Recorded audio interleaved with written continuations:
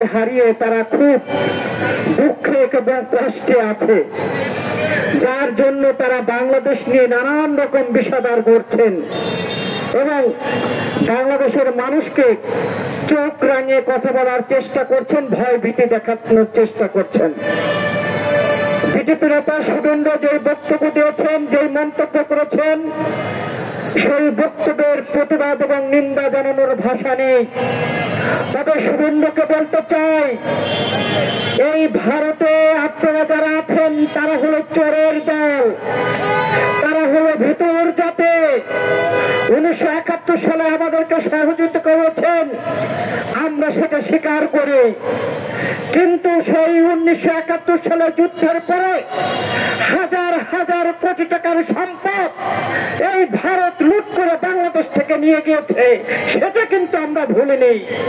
কাজেই শুভেন্দু কথাবার্তা যা বলবেন মেপে ছেপে বলা উচিত বলে আমরা মনে করি। আপনি বলেছেন আমাদের বিএনপির নেতা শাড়ি পরিয়েছে, তার বউ কয়টা? শুভেন্দু, আমরা জানি আপনারা যারা ভারতের রাষ্ট্র ক্ষমতায় আছেন তারা পরকীয়া করতে খুব পছন্দ করেন। তার প্রমাণ শেখ হাসিনার সাথে আপনারা পরকীয়া করেছেন। বাংলাদেশের জনগণের যখন আপনাদের বিরুদ্ধে কথা বলে তখন আপনারা বলেন যে বিয়ে কয়টা করেছে।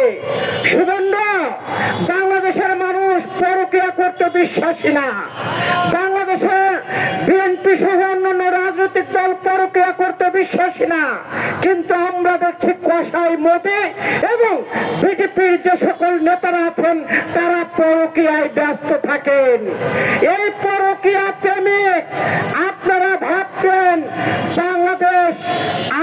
ভাবতেন যে বাংলাদেশের একজন মুখ্যমন্ত্রী শেখ হাসিনা, আপনারা ভাবতেন বাংলাদেশের আপনাদের একটি অঙ্গরাজ্য, কিন্তু বাংলাদেশের মানুষ কখনো ভাবেনি বাংলাদেশ অঙ্গরাজ্য।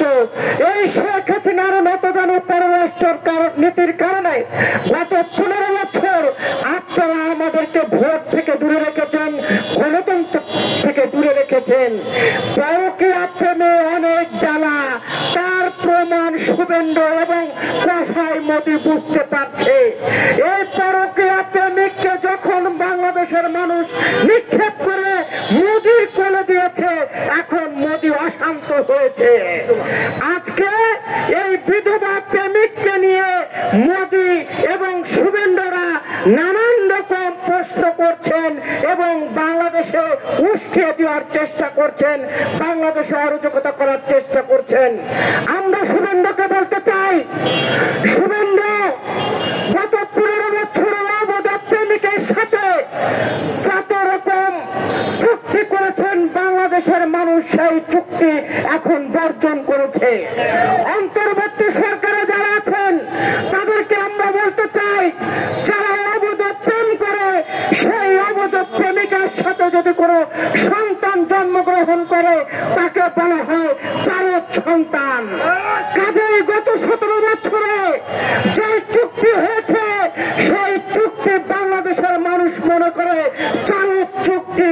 এই চুক্তি বাংলাদেশের মানুষ মানে না। আমরা গতকালকে দেখলাম মমতা ব্যানার্জির দলের একজন নেতা, তিনি মন্তব্য করেছেন, তিনি মুসলমান, তিনি মন্তব্য করেছেন বাংলাদেশ নাকি 15 মিনিটে দখল নেবেন। আমরা তাকে বলতে চাই, আপনারা 15 মিনিটে দখল নেবেন আর বাংলাদেশের মানুষ আঙুল চুষবে, ললিপপ খাবে, তা হবে না।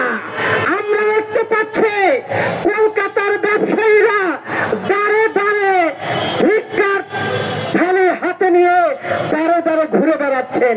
তাদের ব্যবসা হচ্ছে না, তাদের হোটেল চলছে না, তাদের হসপিটাল চলছে না। বাংলাদেশের মানুষ ভারতের ভিসা বয়কট করেছে এবং ভারতকে বয়কট করেছে। ভারত আমাদেরকে কি ভিসা দেবে? ভারত আমাদের সাথে কি বন্ধুত্ব করবে?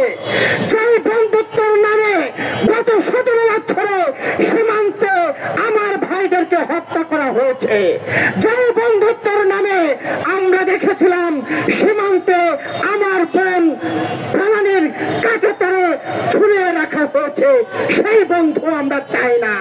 যেই বন্ধু রাতের অন্ধকারে পরকীয়া করে শেখ হাসিনার সাথে বন্ধুত্ব করে সেই বন্ধুকে আমরা চাই না।